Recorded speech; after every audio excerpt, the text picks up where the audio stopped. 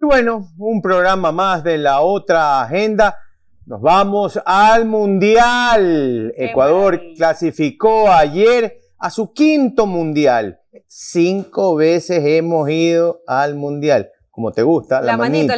Como te gusta, la manito. Así es, Ecuador ayer en un empate, pese a que el equipo juega bien, pero de la media cancha para adelante todavía nos hace falta un cambio para Ener Valencia y todos los que no han podido jugar por estar lesionados. Pero lo importante es que tenemos un año para poder buscar esa ficha final que le hace falta a la selección del Ecuador. ¡Viva la selección! ¡Viva Ecuador! Nos vamos al Mundial. Yanela, nos vamos al Mundial. Nos vamos al Mundial, Guillermo. Así es, qué alegría, qué emoción. Qué genial realmente ver esto. Ayer los ecuatorianos celebrábamos esa clasificación y también celebrábamos el papel que fue justamente del jugador y justamente del guardameta Valle, cómo él se destacó en la fecha contra Brasil, con Perú también, y qué bueno que se le dé la oportunidad a todos esos talentos, a todos esos jugadores. Pero Guillermo, hoy hay mucha información. ¿Qué le parece si arrancamos este segmento? Bueno, vamos a hablarles primero a quienes vamos a tener aquí en la otra agenda. Comenzamos. Tendremos a Jaime Rosenberg, él es periodista argentino. Estaremos hablando de que ya confirmaron prisión para Cristina Fernández. También con el doctor Daniel Pontón, experto en seguridad. Ley de inteligencia ya fue aprobada y también el combate contra la inseguridad. El abogado Héctor Riveros, él fue viceministro del Interior en Colombia. ¿Cuáles son esos efectos del atentado contra Miguel Uribe? Así es.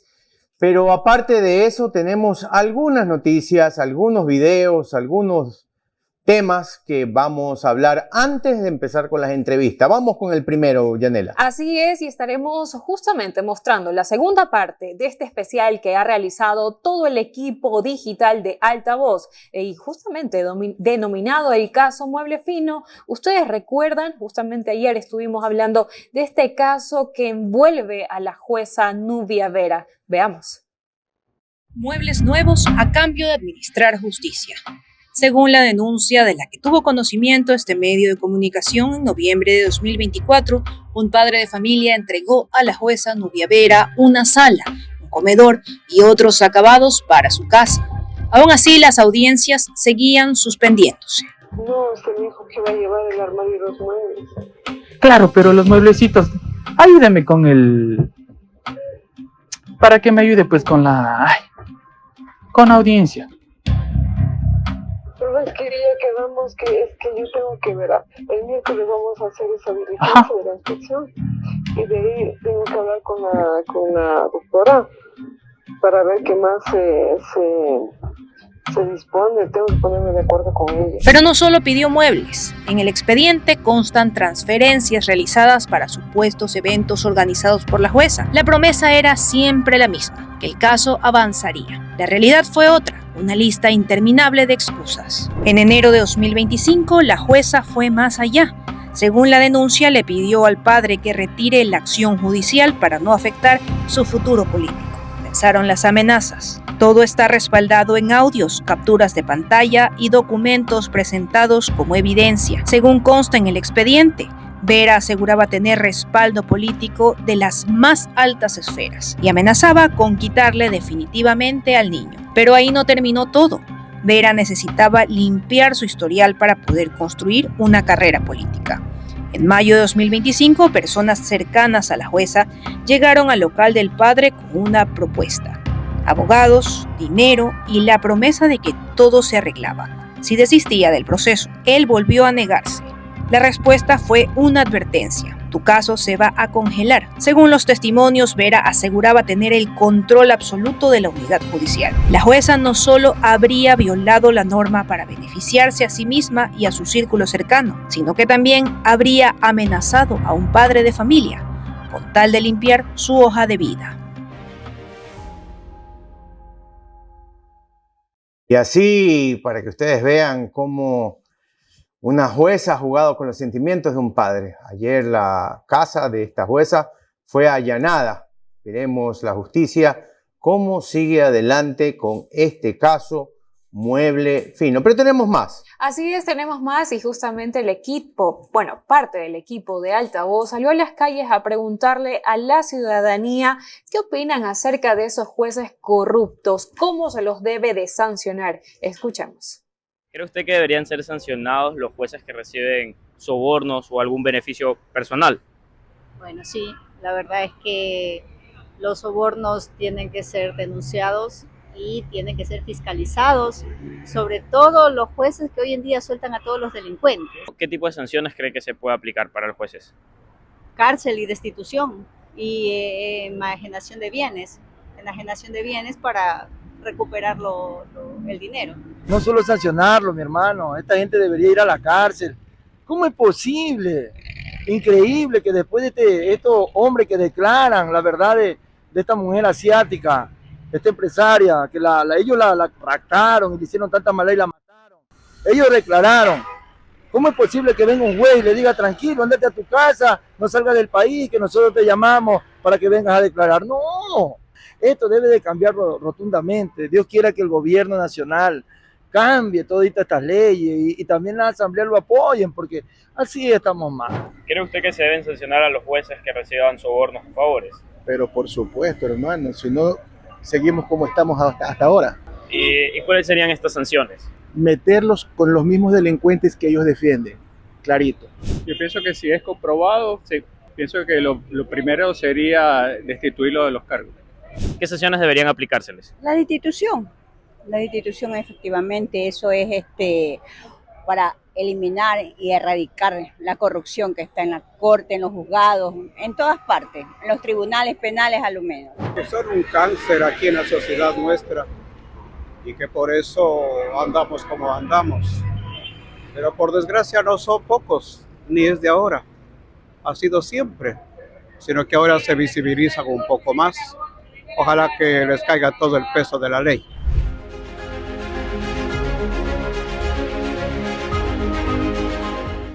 Todo el peso de la ley, eso es lo que esperan los ciudadanos y yo también.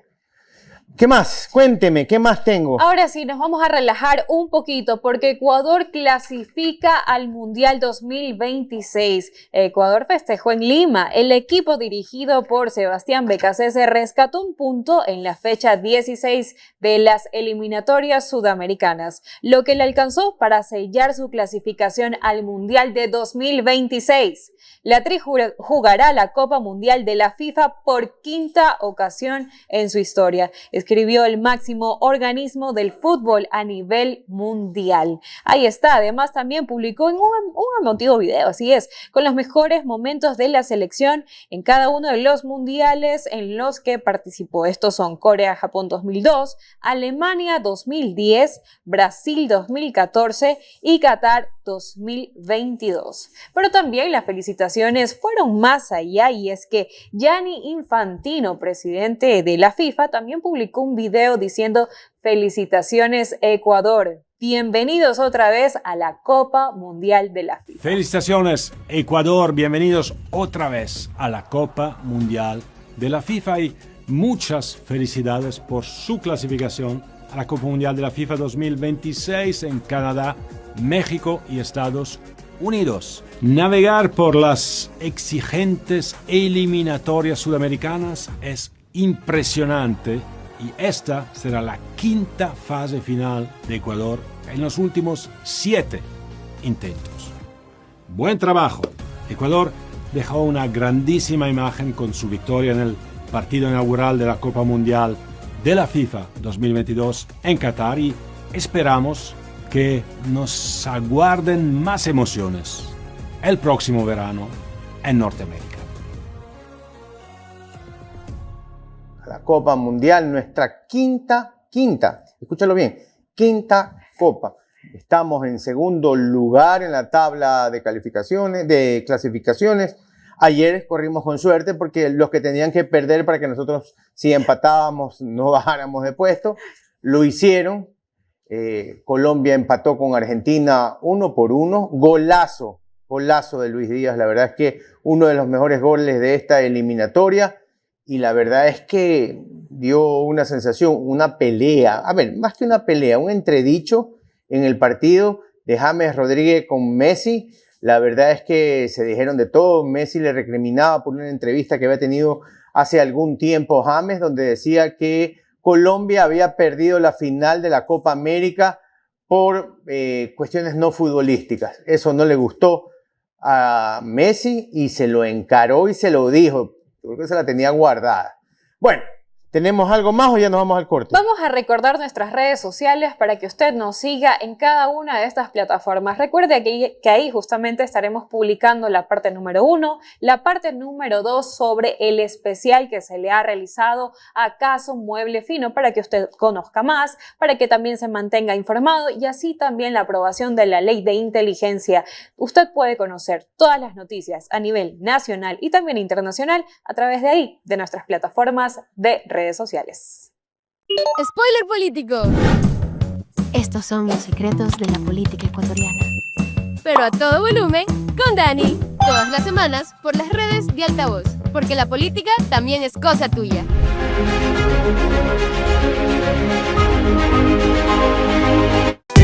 El Ministerio de la Mujer y Derechos Humanos presenta Ellas Crean Futuro, un programa para mujeres que quieren capacitarse y abrir nuevas oportunidades. Podrás formarte en habilidades técnicas, artesanales, mecánicas, creativas y más. Inscribirte es fácil. Llena el formulario en nuestras redes sociales y sube un video contándonos por qué quieres participar. Es tu momento de aprender, avanzar y crecer. Síguenos en redes sociales y participa.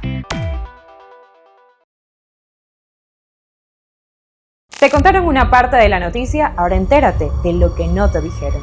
La Otra Agenda te conecta con los temas más importantes del Ecuador y del mundo.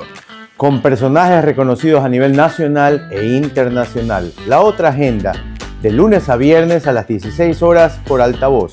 Los esperamos.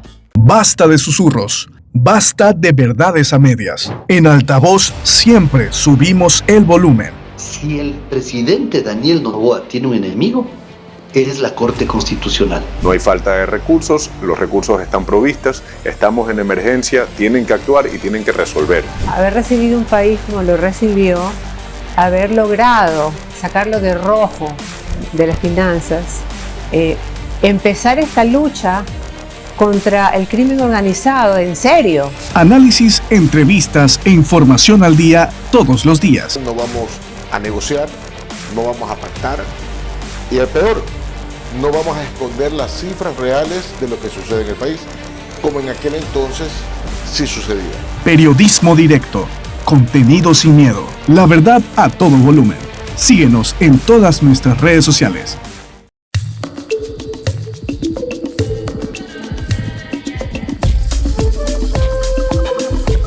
Deja de ser extranjero en tu tierra. No pierdas tiempo. Descubre tu Ecuador.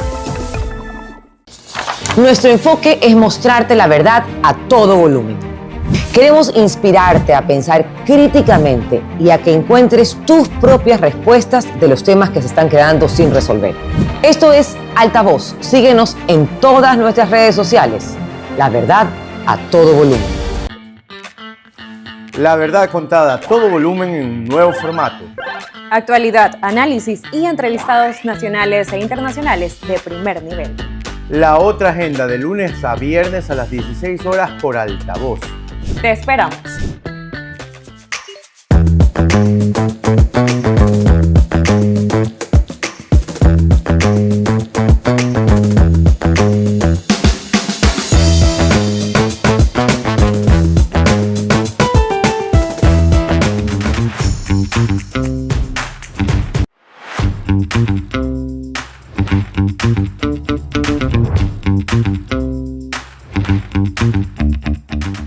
Bien amigos, empezamos con este primer segmento de la primera entrevista aquí en La Otra Agenda, y justamente tenemos conectado vía Zoom a Jaime Rosenberg. Él es periodista argentino y estaremos hablando sobre el caso de Cristina Fernández. Ya confirmaron prisión para ella.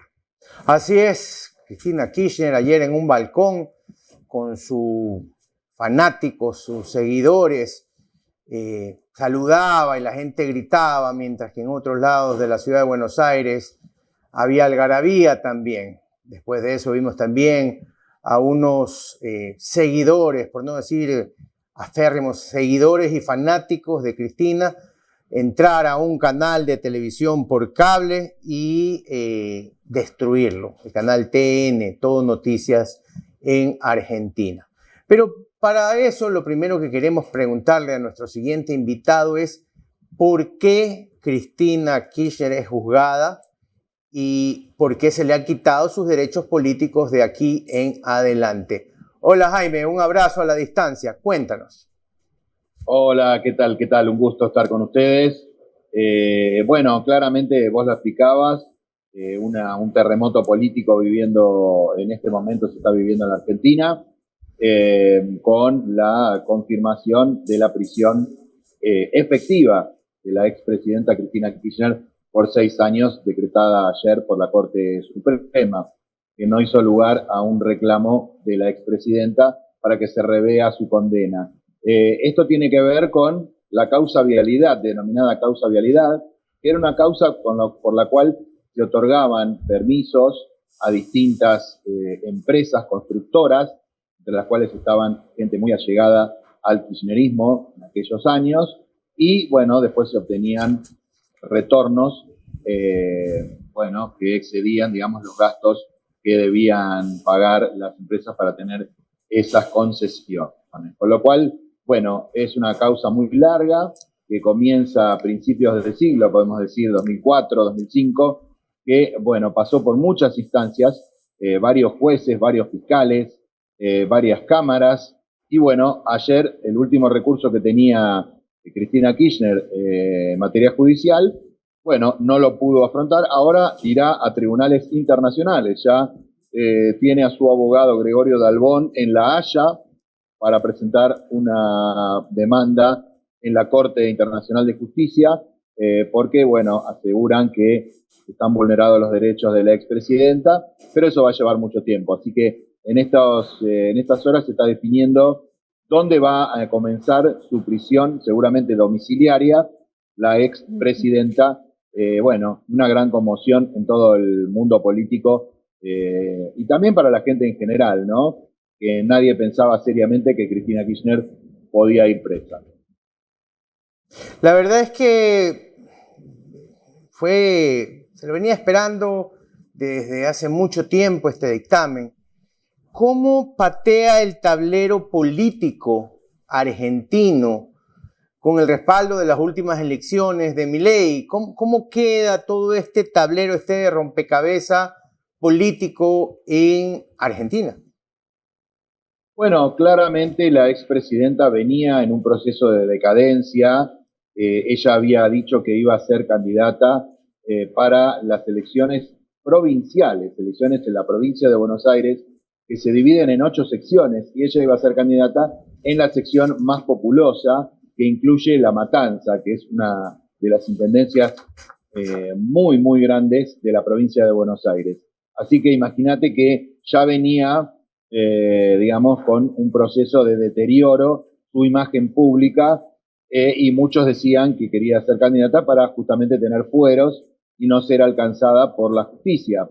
La Corte Suprema decidió definirse antes del 19 de julio, que era la fecha tope para la presentación de candidaturas, y bueno, con eso le impidió a la expresidenta presentarse nuevamente. Ahora el peronismo está de alguna manera viendo cuáles son sus próximos pasos, están todos unidos por el momento en la condena a esta decisión judicial y tratando de ver cómo, de qué manera actúan en la elección del 7 de septiembre, que precisamente Cristina Kirchner le criticó al gobernador de la provincia, también del peronismo, Axel Kicillof, porque ella quería que fueran unificadas las elecciones y Kicillof decidió separarlas para tener un poco de poder propio y no depender tanto de la expresidenta. Ahora la expresidenta, paradójicamente, toma otra vez el centro de la escena, aunque no va a poder ser candidata,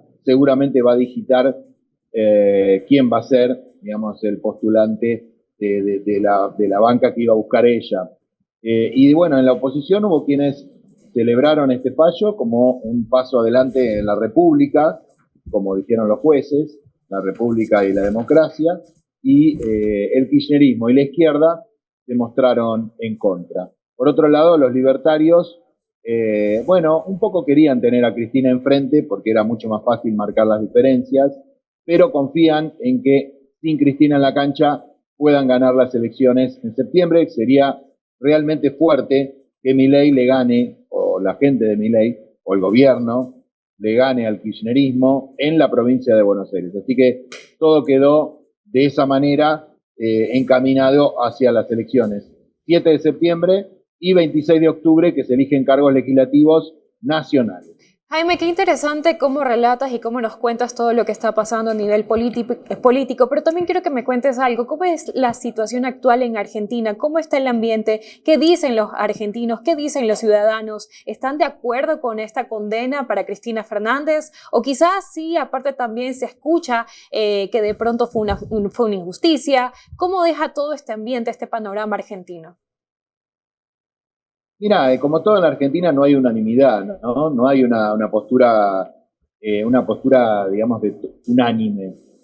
Los incondicionales de la expresidenta consideran que es una injusticia, que hay otras causas que se investigan contra el presidente Milei o contra el expresidente Macri que no han avanzado y sin embargo ha avanzado esta condena, que ellos le atribuyen una cuestión política, dicen que, bueno, que los jueces de la Corte están cercanos o más cercanos al expresidente Macri. Por otro lado, bueno, yo creo que una mayoría de la sociedad, una mayoría de la gente, bueno, cree que las acusaciones de la justicia son ciertas, que hubo irregularidades, que hubo pago de sobornos, hay digamos, fortunas que no se pueden explicar, hay enriquecimientos que no se pueden explicar, incluso el propio kirchnerismo hay quienes reconocen que, bueno, hay crecimientos patrimoniales. Lázaro Báez, que fue, digamos, el constructor estrella de Néstor y Cristina Kirchner, pasó de empleado de un banco a ser propietario de un montón de tierras, de territorios, de hoteles, dinero en efectivo, bueno, todo lo que se ha ido conociendo con el correr de estos años. Con lo cual, si bien no hay unanimidad, creo que la mayoría de la gente aprueba que se investigue la corrupción y que se pene la corrupción. Obviamente la expresidenta niega hasta el cansancio haber tenido algo que ver y cerca suyo dicen que, bueno, que en realidad son funcionarios subalternos los que cometieron los sobornos o que aceptaron, digamos, dinero fuera de la mesa o bajo la mesa. Y así estamos. Creo que es un momento de bisagra donde por primera vez un expresidente es condenado y debe ir preso. No cuento los 6 meses que pasó Carlos Menem en una quinta, porque todavía no tenía condena firme, tenía prisión preventiva. Y bueno, esto va a traer muchos coletazos en la calle, fuera de la calle y en la clase política, sin duda. Explicas también un ambiente poco alentador para la expresidenta. Ahora también, ¿crees que ella podría apelar esta condena? ¿Crees que con esto de que ya lo lleva a los tribunales internacionales podría tener algo a favor? Porque ella ha indicado que está sufriendo persecución política y judicial. Claro, sí, es un poco lo que dijo Lula, el presidente Lula da Silva, cuando fue, digamos, el proceso en su contra, lo que dijo también Rafael Correa cuando fue el proceso en su contra. Me parece que es un mecanismo que usan distintos presidentes para justificar, o el lawfare, el famoso lawfare, la persecución del partido judicial, entre comillas. No creo que en el corto plazo tenga éxito ninguna de las presentaciones judiciales de la expresidenta. No lo veo en el corto plazo. Incluso los abogados de Cristina Kirchner dicen que eso va a demorar mucho tiempo. Así que, bueno, por lo menos en estos meses, Cristina queda afuera de la cancha política y debe cumplir condena efectiva, seguramente en el domicilio que ella elija, porque tiene más de 70 años, según la ley, puede apelar a la prisión domiciliaria, que seguramente se le va a dar también para no ahondar, digamos, para que no parezca que es, digamos, algo a propósito que se le hace al peronismo y a la expresidenta en particular. Jaime, ¿cuán golpeado queda el peronismo, el kirchnerismo en este caso? Porque ya el peronismo tiene muy poco. ¿Cuán golpeado queda con la figura de Cristina con prisión? Bueno, creo que queda golpeado. En un primer momento va a haber una unidad forzada, ¿no? Porque están todos, no faltó ninguno ayer a la noche en la sede del Partido Oficialista, Partido Peronista, estuvieron todos, incluso quienes están distanciados de Cristina Kirchner, pero eso da la impresión que va a durar poco y va a comenzar rápidamente la lucha por la sucesión de Cristina Kirchner. Ninguno con la altura política, digamos, y la trayectoria de Cristina Kirchner, ¿no? El gobernador de la provincia, Axel Kicillof, quiere ser candidato en 2027. Sergio Massa, que fue candidato a presidente en el 2023, también quería diferenciarse, estaba iniciando un proceso de diferenciación del cristinismo, podemos decir, el kirchnerismo duro. Al cristinismo duro lo veo mal, la verdad lo veo mal. No tiene figuras de peso, de recambio, más allá de la expresidenta.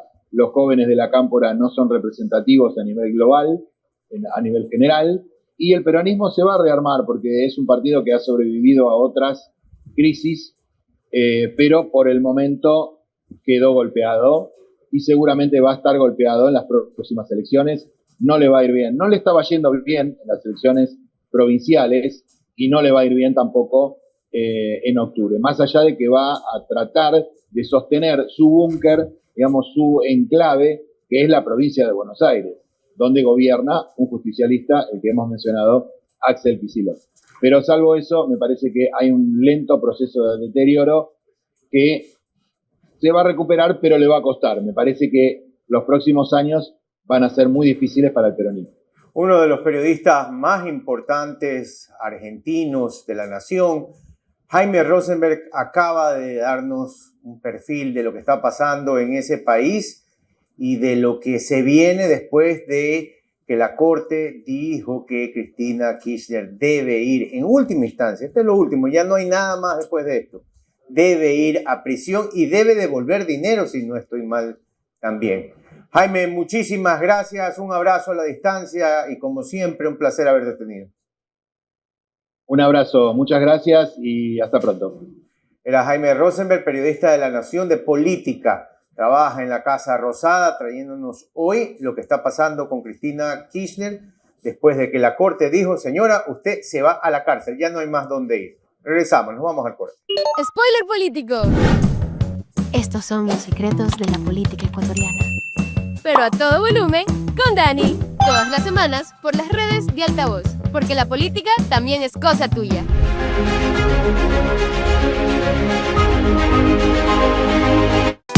El Ministerio de la Mujer y Derechos Humanos presenta Ellas Crean Futuro, un programa para mujeres que quieren capacitarse y abrir nuevas oportunidades. Podrás formarte en habilidades técnicas, artesanales, mecánicas, creativas y más. Inscribirte es fácil. Llena el formulario en nuestras redes sociales y sube un video contándonos por qué quieres participar. Es tu momento de aprender, avanzar y crecer. Síguenos en redes sociales y participa. Te contaron una parte de la noticia, ahora entérate de lo que no te dijeron. La otra agenda te conecta con los temas más importantes del Ecuador y del mundo. Con personajes reconocidos a nivel nacional e internacional. La otra agenda, de lunes a viernes a las 16 horas por Altavoz.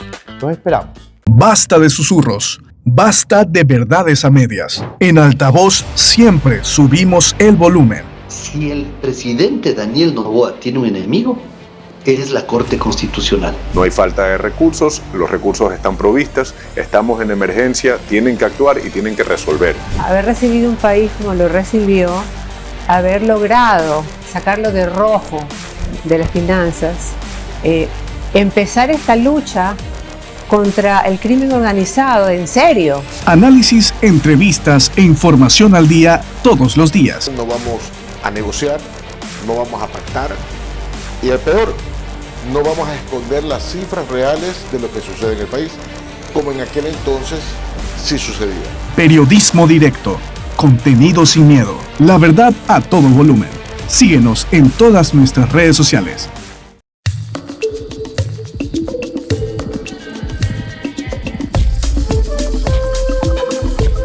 Deja de ser extranjero en tu tierra. No pierdas tiempo. Descubre tu Ecuador. Nuestro enfoque es mostrarte la verdad a todo volumen. Queremos inspirarte a pensar críticamente y a que encuentres tus propias respuestas de los temas que se están quedando sin resolver. Esto es Altavoz. Síguenos en todas nuestras redes sociales. La verdad a todo volumen. La verdad contada a todo volumen en un nuevo formato. Actualidad, análisis y entrevistados nacionales e internacionales de primer nivel. La otra agenda de lunes a viernes a las 16 horas por Altavoz. Te esperamos.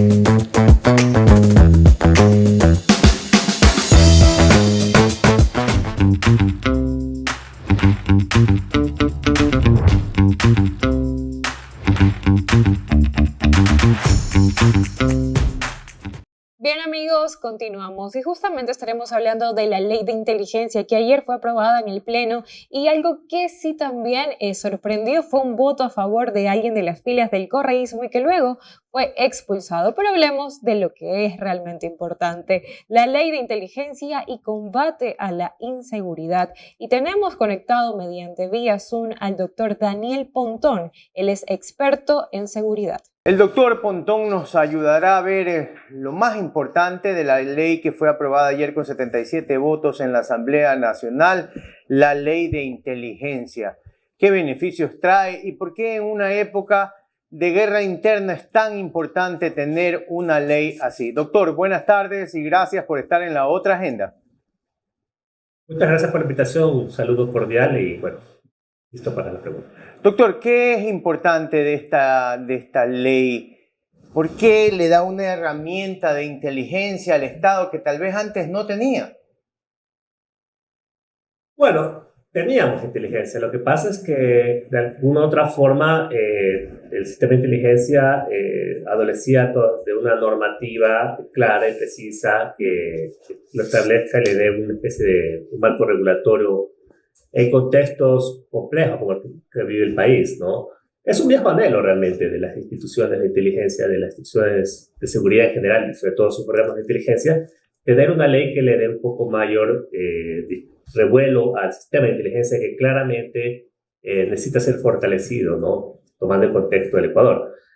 Y me parece que eso es algo importante en la medida que, bueno, por primera vez el Ecuador ya tiene una ley de inteligencia propia. La anterior, lo que se tenía anteriormente era un acápite del sistema de inteligencia, de la ley del tema de inteligencia en la Ley de Seguridad Pública del Estado, que claramente era insuficiente para efectos de una consolidación del sistema como tal. Por lo tanto, lo que es bueno, hay algunas controversias respecto a lo que incorpora la ley, el tema de, sobre todo el tema de genera algunas alarmas respecto al tema del acceso a ciertos datos personales, a la información personal de las personas. Claro que viéndole en un contexto donde la seguridad es una necesidad, digamos, imperiosa por parte del país, las libertades ciudadanas claramente en este contexto se ven minimizadas y cortadas. Es una especie de una renuncia, digamos, natural de las personas a esos temas, pero también genera algún tipo de sospecha que yo creo que deberían ser aclaradas en el tiempo por la parte política, no sobre todo la parte gubernamental, para evitar que existan sospechas sobre un mal uso de este tema, ¿no? La verdad es que ayer creo que la ciudadanía quedó bastante informada, por lo menos en nuestra parte, donde le decíamos que había ciertos límites. Hemos hecho aquí algunos videos informativos sobre lo que se puede y no se puede con esta nueva ley. Pero lo importante, como le digo yo a todo el mundo que me pregunta por la ley, es que finalmente tendremos una ley que nos permita anticiparnos, darles duro a esos grupos de narcoterrorismo, donde más les duele, que es la parte económica y donde se sustentan. Y muchos países de Latinoamérica la tenían, pero no tenían nosotros en Ecuador no teníamos, como le decía al principio, una tan específica y una que vaya en estos tiempos de esta guerra digamos, de estos nuevos tiempos de guerra interna? A ver, la inteligencia se hay en la región. No es el único país. De hecho, se decía que el país Nigeria es uno de los pocos países que no tenía una ley de inteligencia específica. Yo he hecho algún análisis de otros países, Chile, Argentina lo tienen. O sea, no es algo solo facultativo del Estado. En este caso creo que después se sumaría una tendencia regional a crear leyes de inteligencia propia, cosa que el Ecuador no tenía, era un acápite de la ley de seguridad pública en completo. ¿Sí? Eso hay que aclarar. ¿Sí? No es el primer país que tenemos, por lo tanto no estamos inventando la botella. Ahora, lo que la ley incorpora respecto básicamente a esos asuntos, me parece que sí, el punto aquí fundamental es tener esta capacidad anticipativa. ¿Ya? Creo que la inteligencia en el país ha tenido algún tipo de limitaciones institucionales, presupuestarias también, hay que verlo así, y tecnológicas, y normativas que no le han permitido tener esta capacidad anticipatoria. Esperemos que con este marco regulatorio y que es establecido, el Ecuador tenga esta capacidad de ser mucho más proactivo frente a la batalla, al desarrollo de la delincuencia. El tiempo dirá, yo creo que eso, porque yo no creo que solamente la parte legal esté el asunto, yo creo que también creo que hay un conjunto de leyes que realmente el país tiene que pensar. Hay que ver cuál es la agenda legislativa respecto a eso. Ya sé que por ejemplo, la ley de solidaridad que le da un marco específico de acción en el marco del conflicto armado interno que tiene el país, que eso es un tema así particular del Ecuador para este tipo de amenazas. El Ecuador es el primer país que ha decretado un conflicto armado interno para atender o enfrentar este tipo de problemas que vive el país, tipo de la violencia exacerbada, incidencia de bandas delincuenciales, etcétera, etcétera, y la penetración obviamente del narcotráfico y de otro tipo de economías ilícitas. Pero habrá que ver qué otro tipo de normativas se requiere respecto a eso, porque una nueva ley de seguridad pública del Estado podría ayudar muchísimo frente a eso. Pero me parece que es eso, y también lo que es en materia de política pública, ¿no? Lo que implica ya el ejercicio de la gestión. Actualmente se está poniendo un punto de orden por el tema de la justicia, por ejemplo, ¿no? Se ha visualizado el tema de la justicia, y ahí también se requieren algún tipo de acciones contundentes en el Ecuador, porque realmente la situación del Ecuador es apremiante y se necesita mucho más contundencia por parte del Estado para enfrentar este tipo de amenazas, ¿no? Doctor, y es que nosotros podemos tener las instituciones, podremos tener también la buena voluntad, pero si no se tienen las herramientas, pues no hay nada. Entonces, el principio básico de esta ley de inteligencia es eso, es brindar las herramientas. Y una de las cuestiones que a mí me gustaría consultarle es específicamente cuáles serán esos primeros cambios que los ecuatorianos comenzaremos a ver cuando esta ley ya sea aplicada. A ver, yo quisiera que la ley no exista un uso adecuado respecto al tema de cuáles son los verdaderos objetivos de la política en este momento, que es básicamente la neutralización de estas estructuras criminales, ¿no? Y eso, el trabajo sobre todo de inteligencia es imperceptible. Y en general de la seguridad, bueno, uno lo puede ver por reducción de delitos delincuenciales, pero a veces la seguridad no solo se debe evaluar en función de la disminución del crimen, sino también en función de lo que deja de pasar en el país. O sea, el hecho de que nosotros tengamos ciertas condiciones de estabilidad ahorita, ¿sí? Por ejemplo, asegurado ciertas cosas que son como básicas, el hecho de que ahorita no entre un enemigo extranjero cosas que eso en el pasado era imposible, ¿no? Pensarlo así. Que tengamos las fronteras bien delimitadas, eso es producto de un largo proceso de trabajo de la consolidación del Estado y sus instituciones de seguridad. Por lo tanto, a veces la seguridad hay que evaluar la institución de eso. Y en materia de inteligencia es muy complicado decir cuándo vamos a sentir los beneficios, porque realmente la inteligencia tiene un trabajo muy sumergido, ¿no? Su capacidad de evaluar el trabajo a veces no se lo pondera de una manera adecuada, pero en la medida que la inteligencia pueda producir elementos anticipativos para evitar que el desenlace de la seguridad sea peor, en este país, creo que ya podemos sentirnos por satisfechos. Ahora, todo el mundo esperaría que detrás de esto exista una verdadera disminución de los índices delincuenciales, pero para eso se necesita otro tipo de actividades o acciones que sean muy contundentes frente al problema de la criminalidad. Por ejemplo, el tema de la justicia. ¿Cómo el sistema de inteligencia puede actuar en esto? Pues es interesante. Porque, por ejemplo, se puede también tener claro de cómo las estructuras criminales operan en contubernio con estructuras del Estado, la justicia, la fiscalía, etcétera, etcétera. Y ahí se podría tener elementos anticipativos para evitar que malos elementos, sobre todo de la justicia, inclusive el mismo sistema de seguridad, la policía Fuerza Armada siga operando. Por lo tanto, el sistema de inteligencia aquí necesita tener capacidades proactivas de acción anticipativas y reactivas para evitar que esto siga habiendo.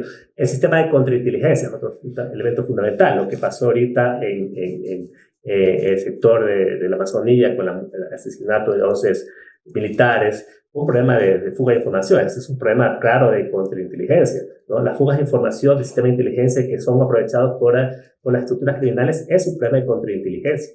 Por lo tanto, eso debería ser evitado a su máxima digamos, expresión, porque no se puede permitir que una institución tan importante como Fuerza Armada tenga infiltramiento del crimen organizado. Eso es inaudito. Estaríamos a merced ya de una penetración muy profunda del crimen organizado, y eso hay que evitar. Por lo tanto, el sistema de inteligencia tiene que tener un sistema de inteligencia muy bien establecido. La coordinación interinstitucional, por ejemplo, ¿no? Es la creación de su sistema de inteligencia. Esperamos que ahorita el CIES, ¿no? Tenga la capacidad realmente, con este marco regulatorio, de tener una verdadera rectoría sobre el sistema de inteligencia que trascienda mucho más los monopolios que han tenido Fuerzas Armadas y Policía en el manejo de la inteligencia policial y militar, que claramente a veces, en el caso de la policía, es más reactiva. Se trata de tener una inteligencia mucho más anticipativa. Por lo tanto, creo que los desafíos son importantes, pero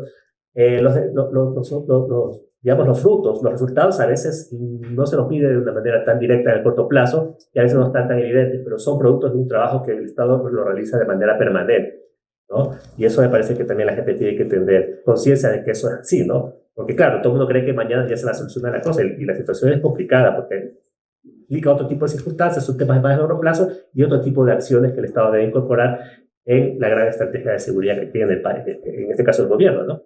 Doctor, y yo coincido con usted, porque está bien que ataquemos, ¿no? Pero también podemos prevenir. Ahora, quizás, y muchas personas en redes sociales han dicho que esta ley de inteligencia va a permitir que Ecuador tenga su propio FBI. Más o menos es así, y también lo que se dice es que de pronto en otros países, cuando alguien hace una búsqueda en Internet, por ejemplo, y por poner palabras un poco sensibles, bomba, atentado, entre otras, ya eso la cataloga, por así decirlo, a una persona como una posible amenaza. ¿Usted considera que más o menos por ahí pueden ir las siguientes regulaciones para que esto quede bien en el entendimiento de quienes nos están escuchando aquí en La Otra Agenda? Bueno, creo que el desafío del sistema de inteligencia es justamente este, ¿no? Discernir dónde están las amenazas, cómo se desarrolla y dónde se van a hacer. Creo que hay en este caso la diferencia entre inteligencia estratégica, que es mucho más preventiva, mucho más de largo plazo, ¿sí? Y con la inteligencia táctica operativa. El problema de la inteligencia táctica operativa es determinar cuándo van a ocurrir los eventos y dónde pueden ocurrir los eventos. Por ejemplo, se esperaría que mañana se captura al señor Fito, por ejemplo, ¿sí? Eso va a implicar tener un tipo de reacciones en cadena en el mundo criminal contra el Estado, contra la sociedad. La pregunta es cómo el Estado puede anticipar ese tipo de acciones en función de una buena combinación de los elementos esenciales de la estrategia, tanto en el campo estratégico como en el campo operativo y táctico, ¿sí? Entonces, por eso se necesita un ecosistema de inteligencia. También está bajando el involucramiento de otro tipo de instituciones, el SRI, las aduanas, etcétera, que tienen que tener mucho más mecanismos de coordinación y de intercambio de información que funcionen de forma fluida. Respecto a la identificación de perfiles amenazas, creo que ese es el problema, ¿no? Porque tampoco todo no lo podemos ver como amenaza, ¿sí? Y tampoco podemos tener una sociedad exacerbada y en el pánico absoluto y mirar a todo como un posible amenaza, porque eso lastimosamente también podría hablar muy mal de la sistema de inteligencia. Si un buen sistema de inteligencia opera cuando la sociedad se siente confiada, tranquila, ¿ya? No desconfía del prójimo, no mira a todos como una posibilidad de amenaza. La inteligencia justamente tiene que crear ese ambiente de certidumbres, porque lastimosamente si no se opera así vamos a tener a una sociedad desconfiada, amenazada, insegura, que creo que muy poco beneficio le da para otro tipo de sectores de la sociedad, el tema económico, por ejemplo, el sector turístico, ¿sí? Me parece que eso es importante. Entonces, el sistema de inteligencia tiene que ser justamente darnos esa tranquilidad de que la cosa funcione adecuadamente, cuando realmente la gente tiene que entender que detrás de eso hay un Estado que está constantemente trabajando en materia de evitar que estas amenazas escalen, ¿no? Y en el caso de que exista, pues tener la capacidad de ser mucho más resilientes frente a esos problemas, esas amenazas, y mucho más adaptativos a cómo el crimen viene operando. Por ejemplo, el narcotráfico es muy resiliente, muy adaptativo, muy dinámico. ¿Cómo nos podemos anticipar a eso? Pues ese es el gran punto de cómo la inteligencia puede tener una herramienta de toma de decisiones importante para el sector, al Estado en general, sobre todo y específicamente el sector gubernamental, ¿no? Señor doctor Daniel Pontón, muchísimas gracias por haber estado esta tarde con nosotros. La verdad es que es claro lo que usted dice. Hemos hablado del mismo tema toda la semana y cada vez es más claro. Ecuador necesitaba en esta guerra interna tener información para atacar a esas bases del dinero de estos grupos narcoterroristas. Un abrazo a la distancia y muchas gracias. Muchísimas gracias a ustedes. Gracias. Nos vamos al segundo corte. Ya regresamos. Spoiler político. Estos son los secretos de la política ecuatoriana. Pero a todo volumen, con Dani. Todas las semanas por las redes de Altavoz. Porque la política también es cosa tuya.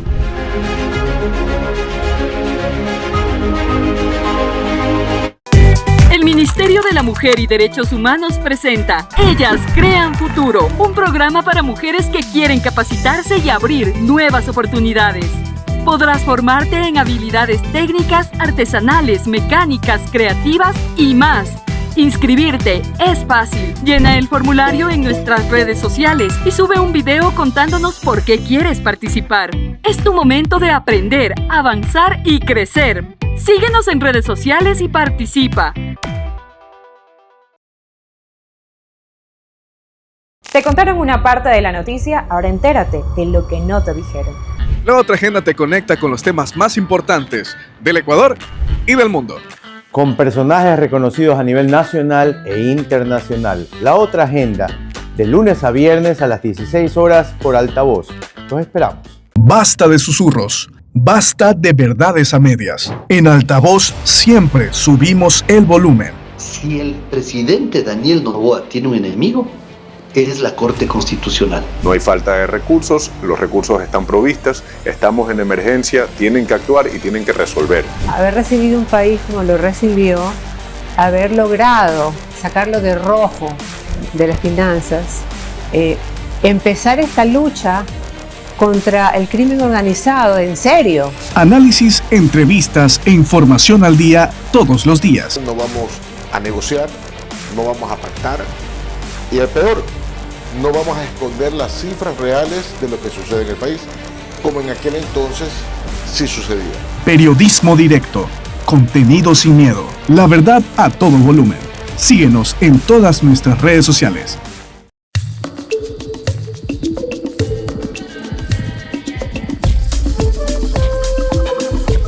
Deja de ser extranjero en tu tierra. No pierdas tiempo. Descubre tu Ecuador. Nuestro enfoque es mostrarte la verdad a todo volumen. Queremos inspirarte a pensar críticamente y a que encuentres tus propias respuestas de los temas que se están quedando sin resolver. Esto es Altavoz. Síguenos en todas nuestras redes sociales. La verdad a todo volumen. La verdad contada a todo volumen en un nuevo formato. Actualidad, análisis y entrevistados nacionales e internacionales de primer nivel.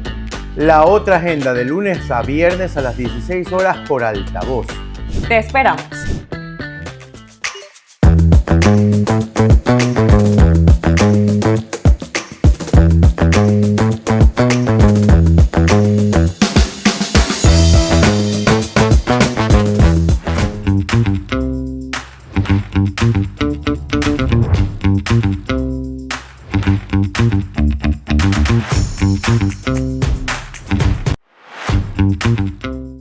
Bien amigos, gracias por continuar aquí en la otra agenda. Y tenemos también a un entrevistado directamente desde Colombia conectado a través de vía Zoom y estaremos hablando con el abogado Héctor Riveros. Él fue viceministro del Interior en Colombia y estamos hablando justamente sobre el atentado del precandidato presidencial Miguel Uribe y también senador y cuáles son los efectos de este atentado que él sufrió.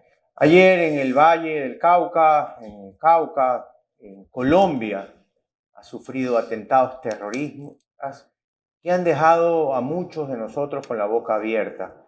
Especialmente por el atentado del señor Uribe Turbay el fin de semana, que dio la vuelta al mundo como un acto deplorable, como algo que nos asqueó hasta el corazón, porque creíamos mucho que la época de las bombas, de los atentados, habían pasado hace más de 30 años.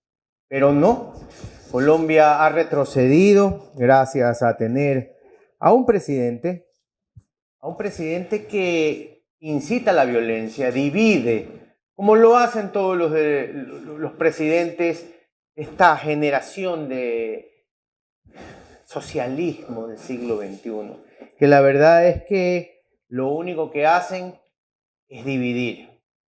País dividido, donde uno puede leer cosas como que se alegra alguna gente por el atentado contra el señor Uribe, como que el presidente trata al sicario como que fuera un pobre muchacho. Pero si ustedes vieran la frialdad con la que el chico disparaba al precandidato Uribe, la verdad es que uno se le hiela la sangre. Señor ex viceministro del Interior de Colombia, señor Riveros, buenas tardes y gracias por estar en La Otra Agenda. Sí, Guillermo, muy buenas tardes y muchas gracias a ustedes por la invitación.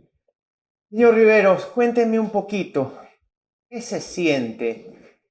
Yo me acuerdo las épocas cuando visitaba Colombia, específicamente Cali, cuando era chico, con mi mamá y mi familia, vivíamos asustados, lo que estamos viviendo hoy en día en Ecuador, aquí en Guayaquil.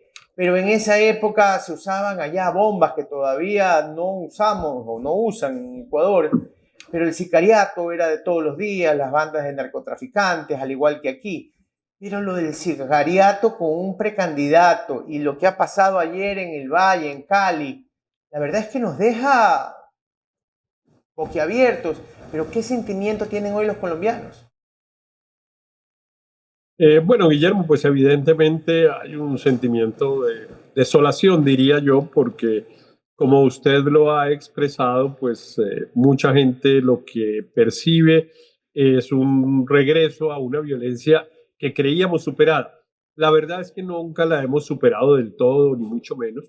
Colombia, desgraciadamente, no ha podido pasar la página de una violencia que comenzó hace nadie sabe cuánto, pero yo me atrevería a decir que alrededor de 75 u 80 años, por allá desde finales de la primera mitad del siglo pasado, y desde ahí tenemos una violencia política que ha mutado de diversas maneras, pero nunca desgraciadamente ha terminado. Y pues creíamos haber superado algunas de estas etapas porque evidentemente había hechos como el atentado a un precandidato presidencial que no ocurrían hacía décadas y bueno, desgraciadamente ocurrieron en un barrio de Bogotá el pasado sábado.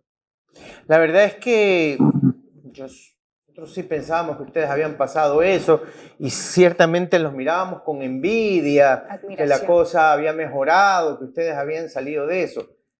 Pero la situación de este muchacho de 14 años ha llamado mucho la atención cómo el gobierno del señor Petro lo ha manejado, casi como que a esta criatura, insisto, cuando yo vi el video y vi la frialdad con que disparó, no ayudaba. ¿Por qué el presidente no salió cuando salió a hablar, a dar algo más como de unidad, como de buscar algún tipo de unidad entre los colombianos y más allá desestimó casi el hecho?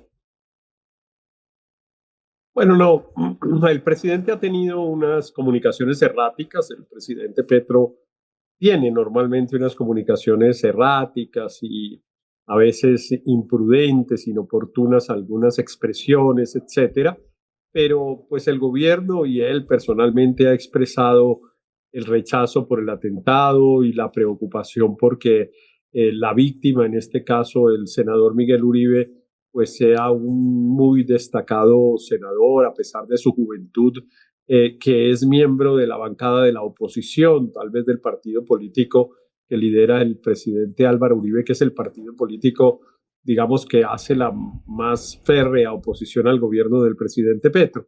Y pues el presidente ha rechazado, ha estado atento en algunos consejos de seguridad que ha encabezado personalmente, hoy encabezará otro, según se anuncia, en la ciudad de Cali, para tratar de encontrar alguna hipótesis razonable que conduzca a que la investigación nos permita saber qué pasó, porque lo cierto es que no hay una hipótesis razonable y creíble todavía respecto de quién puede haber cometido este crimen. Abogado, y hay tanta contradicción por parte del presidente Petro, porque primero él indica, no, sí, la persona que causó este atentado, el joven de 14 años, estuvo en un programa social, luego salió, también, luego vemos también que el primer implicado que tenemos, señalado, el presunto responsable también, manejémoslo como presunto, aunque vimos las imágenes que es él, él también se había declarado inocente. Y luego vemos otra vez a Petro que pide ayuda a Estados Unidos para poder encontrar a los autores intelectuales, ¿no?, de toda esta situación. ¿No es un poco contradictorio, ya que Petro no se lleva con Estados Unidos? De pronto él no tiene clara como que una vía para poder solucionar este tipo de problemas, o qué estará pasando en la interna, ¿no? Bueno, no, el gobierno efectivamente y nadie en Colombia tiene una hipótesis clara, como ya lo dije, respecto de quién pudo haber adelantado el atentado contra el senador Miguel Uribe.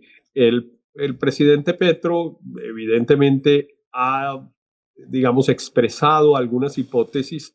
Yo creo que es imprudente de su parte, digamos, estarlas contando públicamente, porque evidentemente las autoridades en una circunstancia como esta tienen que barajar varias hipótesis, investigarlas y tratar de encontrar la verdadera y desechar las que no llevan a ninguna parte. Él, digamos, que hace unas cosas como en voz alta que generan un poco de zozobra. Por ejemplo, el presidente ha dicho que al hijo de Miguel Uribe, un niño de apenas 4 años, venían haciéndole seguimientos en su colegio, en su jardín infantil, lo cual por supuesto que genera una enorme zozobra. No ha señalado, digamos, con precisión de dónde se obtiene esa información ni qué grado de fiabilidad tiene, y entonces pues imagínese usted el temor que eso puede generar en la propia familia del senador, pero en las familias de los niños que son condiscípulos del niño hijo del senador. Eso, por ejemplo, ha estado con la hipótesis de que hay una banda internacional de narcotráfico que él llama la Junta Directiva del Narcotráfico, que dice que está en Dubái y en otras partes, y la ha acusado. Incluso señaló que la muerte del candidato presidencial que ocurrió hace, no sé, un año, algo así en su país, en Ecuador, pues podría haber sido ocasionada por el mismo grupo.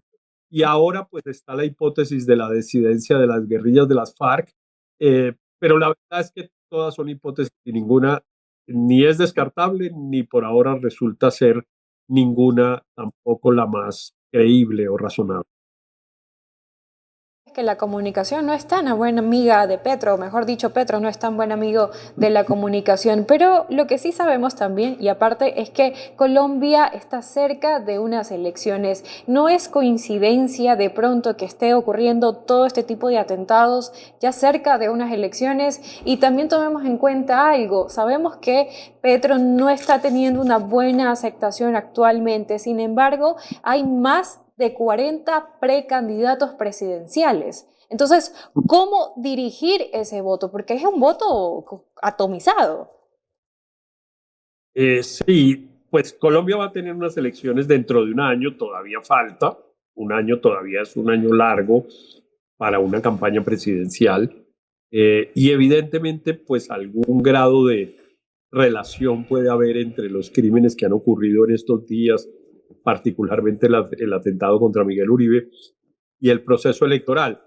Pero realmente yo no creo que esa hipótesis sea razonable. Evidentemente hay una organización criminal muy bien financiada, muy bien organizada, que tiene un objetivo de eso que en Colombia llamamos desestabilización, que es una pura intención terrorista de generar zozobra, y que produce unos efectos políticos. Afecta al gobierno, en este caso claro que afecta al gobierno del presidente Petro, porque además la víctima del atentado es un líder de la oposición y entonces pues el gobierno y la ciudadanía pues le reclama al gobierno por garantías y los partidos políticos de la oposición le reclaman por garantías. Entonces es un efecto, insisto, desestabilizador que tiene consecuencias políticas, pero no creo que esté asociado, digamos, como a sabotear el proceso electoral que apenas está comenzando o algo por el estilo. No parece que esa sea una lógica razonable. Yo no quiero adelantar hipótesis. Yo podría, digamos, dar alguna hipótesis que yo creo que es más razonable que algunas de las otras, pero me parece que aquí por respeto al senador Uribe y además por respeto a las autoridades, especialmente a la Fiscalía General de la Nación, que es la encargada de avanzar en la investigación, pues no vale la pena especular y hacer hipótesis sobre qué pudo haber ocurrido. Así es, la verdad es que lo del senador Uribe ha conmovido al mundo entero. La valentía de su esposa fuera de la clínica Santa Fe, orando, dando las gracias, diciéndonos que nos sumemos cada minuto en oración por su esposo, que hoy día supimos en la mañana que había tenido una leve mejora. La verdad es que hacemos los votos necesarios para que Colombia tenga un mejor futuro y que esto se acabe. La verdad es que un hermano país, porque al final del día lo que pasa en Colombia puede terminar pasando en Ecuador, o al revés. Hace menos de 2 años teníamos el asesinato aquí de un candidato a la presidencia, Fernando Villavicencio, que siguen investigaciones, pero Colombia tiene todavía, para los mayores como yo, muy fresca lo que pasó con Galán, lo que pasó con Rodrigo Lara Bonilla. Nos vuelven a aflorar y a acordarnos de esos temas. La verdad es que han sido temas bastante ásperos. Señor Riveros, le agradezco mucho por haber estado esta tarde en La Otra Agenda y hacemos los votos necesarios porque Colombia recupere la paz. Un abrazo a la distancia. Gracias a ustedes por la preocupación y efectivamente todos confiamos en que el senador Miguel Uribe logre superar esta circunstancia y que Colombia finalmente algún día logre encontrar el camino para pasar la página de la violencia. Gracias. Era el ex viceministro del Interior, Héctor Riveros, hablando sobre lo que está pasando en el hermano país, aquí al lado, en la frontera, en Colombia. La verdad es que cada vez que vemos ese video del atentado contra el precandidato Uribe Turbay, pensamos, ojalá que esto no crezca más. Vamos al corte y regresamos. Spoiler político. Estos son los secretos de la política ecuatoriana. Pero a todo volumen, con Dani. Todas las semanas por las redes de Altavoz. Porque la política también es cosa tuya.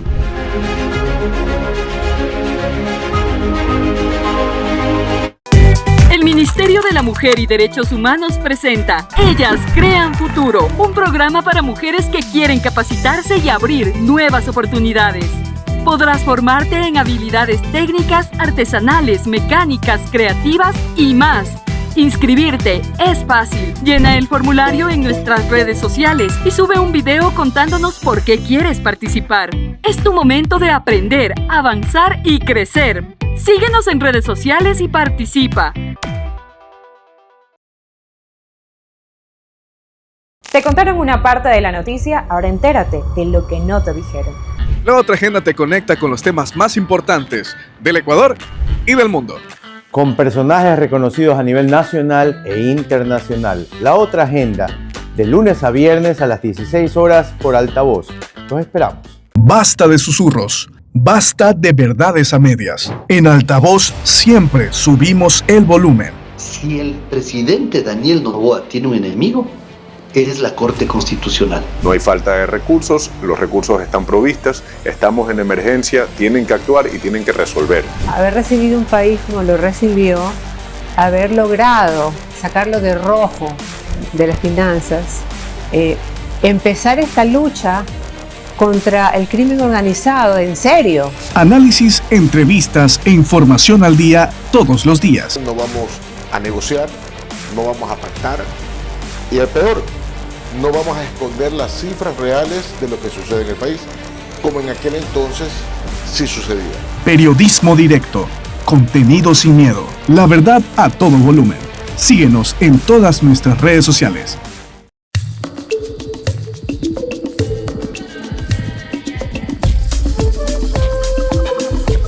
Deja de ser extranjero en tu tierra. No pierdas tiempo. Descubre tu Ecuador. Nuestro enfoque es mostrarte la verdad a todo volumen.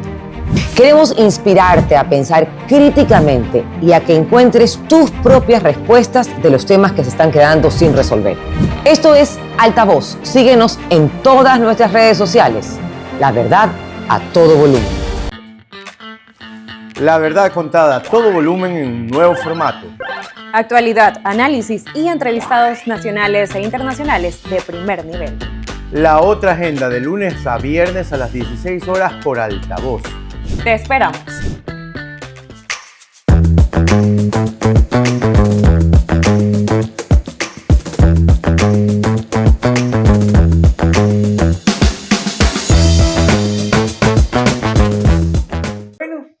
Gran programa de la otra agenda. Hemos hablado de algunos temas: seguridad, lo que pasa en Argentina, lo que pasa en Colombia, la clasificación de Ecuador, quinta vez, 5, como te gusta, 5, la manito.